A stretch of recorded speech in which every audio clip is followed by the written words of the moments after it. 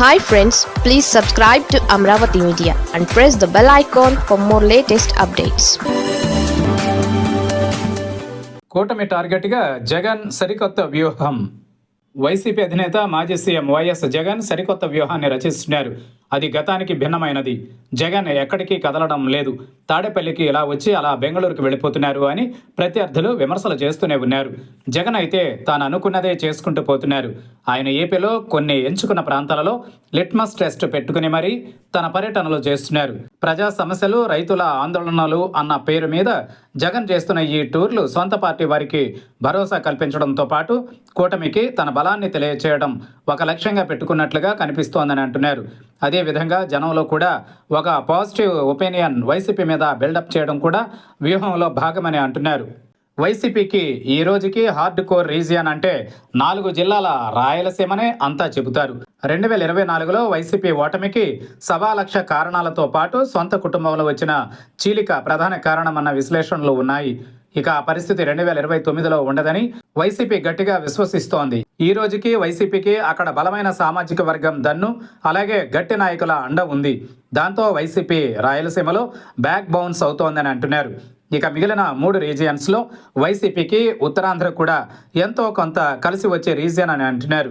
ఇక్కడ విశాఖ అర్బన్ని తప్పిస్తే విశాఖ రూరల్, విజయనగరం, శ్రీకాకుళం జిల్లాలలో వైసీపీకి మంచి పట్టుంది.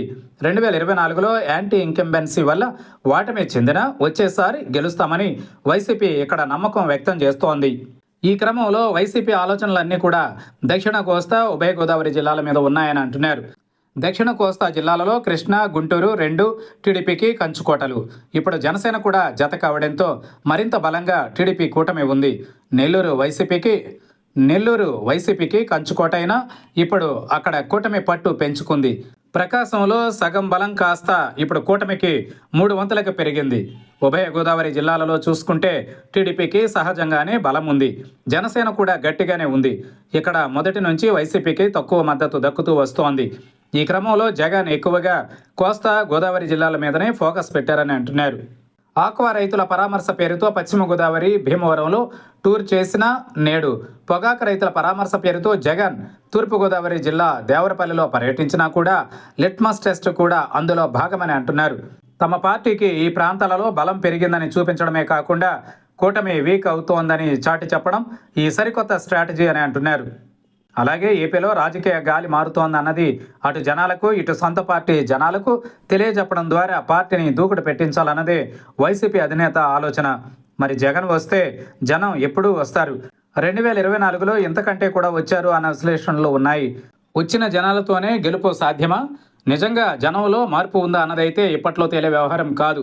అయితే వైసీపీకి మాత్రం దీనివల్ల తక్షణ రాజకీయ లాభం ఏంటి అంటే తమ పార్టీలో చురుకు పుడుతుంది. పార్టీలో నేతలంతా ఆశావహంగా ఉంటారు.